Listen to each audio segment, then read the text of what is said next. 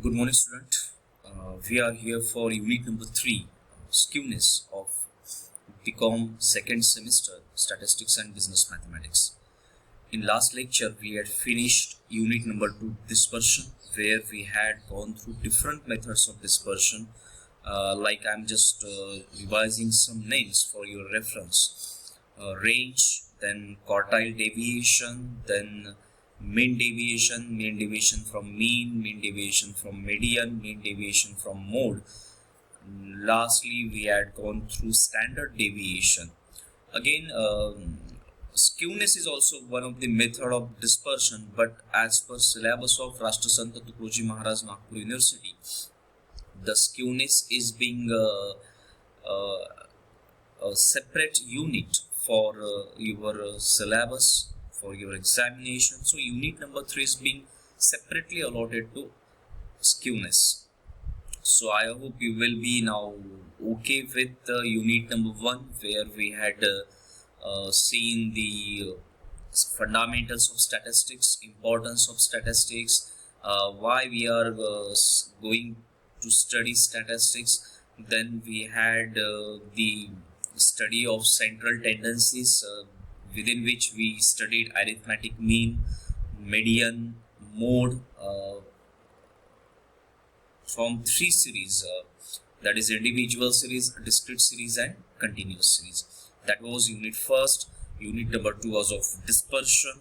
So I hope you are quite okay, quite comfortable, and I think you are now in a position to solve the answers of unit 1st, problems of unit 1st and unit 2nd. I also shared the notes of unit 1st and unit 2nd, problems and solutions, on your authorized college WhatsApp group. You can refer those notes, those problems and solution notes, where the PDF file is being shared on your group.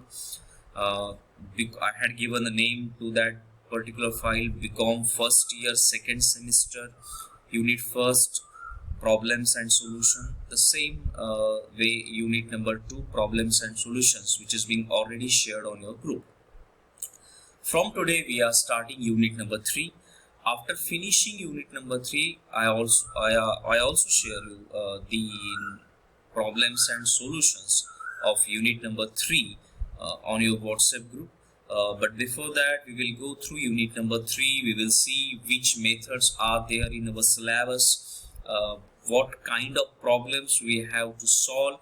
Though you have to solve the MCQs in Rashtrasanta Tukaroji Maharaj Nagpur University examination of summer 2021, but again, as a student of Faculty of Commerce, you should know how the statistical problems will get solved, what are the methodologies, what tabulation need to be done. That's why we are just solving the problems in detail. Each and every method is being covered. I am trying to solve each problem, solve each method by 3 series: individual, discrete and continuous. So it will give you experience of statistics. The last unit, it will be of business mathematics, that we will solve through classroom video recordings, because that will be more comfortable in classroom recordings. So unit number 3 will be delivered with this particular way of delivering a lecture. Unit number 4 will be a recorded lecture in classroom. So that will give you a different feel of unit number 4. So now concentrating on unit number 3. In skewness, actually there are 3 methods of skewness: Karl Pearson's coefficient of skewness, then Bowley's coefficient of skewness, and the third method is Kyle's coefficient of skewness. These are the 3 persons who the name is being given to that particular method of skewness: Karl Pearson or Bowley's or Kyle's. These are the person, these are the statisticians, these are the mathematicians who used this method to come to some conclusion. That's why their name had been given to these methods. So, but again, in our syllabus, we just have to study only two methods. One is Karl Pearson and another is Bowles's coefficient of skewness. So this unit number 3 will be divided in two parts. First part belongs to Karl Pearson's coefficient of skewness. The second part will be of Bowles's coefficient of skewness. So from today we will start the first part, Karl Pearson coefficient of skewness. Okay, but as always, the coefficient of skewness problem will also we will solve that problem in three series: individual series, discrete series, and continuous series. Today we will cover Karl Pearson's coefficient of skewness in an individual series. Next lecture will be Karl Pearson's coefficient of skewness, particularly especially for discrete series, and then the Karl Pearson's coefficient of skewness only for continuous series. So today we will be for discrete series, for individual series here. So I'm just going to read the problem first. Calculate Karl Pearson's coefficient of skewness for the following data. Data is being given here, which is actually a very straight series. That's why it is called as an individual series. 25, 15, 23, 40, 27, 25, 23, 25, 20. There is no need to arrange the data in ascending order because this is not the demand of Karl Pearson coefficient of skewness. So now we will first tabulate the data as per our requirement, and then we will solve the problem. First, straightly we will go to the first formulas that because the requirement as per the formula, you just have to do the tabulation like that. So look at this. First we have to calculate the mean because it is the requirement, and then we have to calculate the standard deviation. Then there is also need of mode in that. So you need mean, you need standard deviation, and you need mode for Karl Pearson coefficient of skewness. Now we will go to a tabulation. So marks 25, 15, 23, 40, 27, 25, 23, 25, 20. Number of items equals to 9. Then we have to prepare dx, deviation from x. So for that we assume the mean as 15. So 25 minus 15, 10. 15 minus 15, 0. 23 minus 15, 8. 40 minus 15, 25. 27 minus 15, 12. 25 minus 15, 10. 23 minus 15, 8. 25 minus 15, 10. And 20 minus 15, 5. And after doing summation of this entire column, it will be summation dx equals to 88. Now we have to find out dx square because this is the need of this particular formula. So 10 square 100, 0, 8 square 64, 25 square 625, 12 square 144, 10 square 100, 8 64, 10 100, and 5 25. So after adding this entire values, you will have the answer summation dx square equals to 1220. So I hope you understand this tabulation properly. It's a very simple thing. Now we will first calculate mean, because look at this formula here. You just have to calculate a minus z divided by st. A is arithmetic mean, z is mode, and st is standard deviation. So first we will calculate a, mean. X plus summation dx upon n.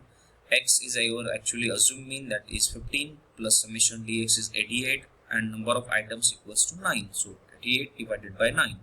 First we will solve 88 divided by 9, it will be 9.777. So 15 plus 9.777, it is 24.777. So the answer rounding off, after rounding off, the answer is 24.78. So we've got our first answer of mean, that is 24.78. Now the second that we have to find out, the second thing that we have to find out is the standard deviation. We also solve the problems of standard deviation in unit number 2. So this is not actually a new thing for you. Standard deviation equals to under root summation dx square divided by n minus in bracket summation dx divided by n bracket square.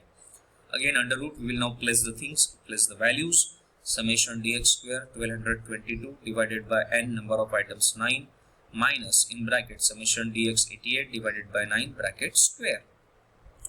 So after dividing these things, 130.578 minus 88 divided by 9 will be 9.78 bracket square.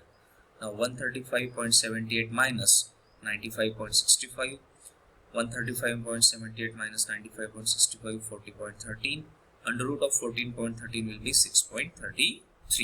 So we also have now the answer of standard deviation. Now answer of finding the mode is very easy in individual series. We just have to find out the repetition, and the repetition is only of there is a repetition of 23 also, there is a repetition of 25 also, but 25 has 3 repetitions, 23 is only 2 repetitions. So mode is 25. So now we have 3 answers. Now we just have to put up these answers in a formula and find out the answers. Karl Pearson's coefficient of skewness equals to A minus Z divided by SD. A we already found out 24.78 minus Z 25 divided by SD 6.33. So minus 0.22 divided by 6.33, it is 0.034. But in coefficient of skewness we generally not denote or not give a negative sign, but instead of that we just have to write there is a negative coefficient of skewness. There is a negative coefficient of skewness. Okay. So this is the answer of the first method of Karl Pearson's coefficient of skewness individual series, minus 0.034. Generally we don't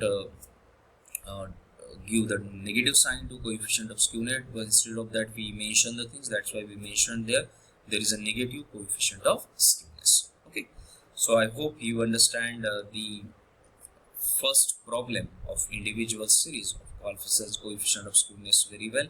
Next lecture we will go through the discrete series problem of Karl Pearson's coefficient of skewness. Till then, take care. Thank you.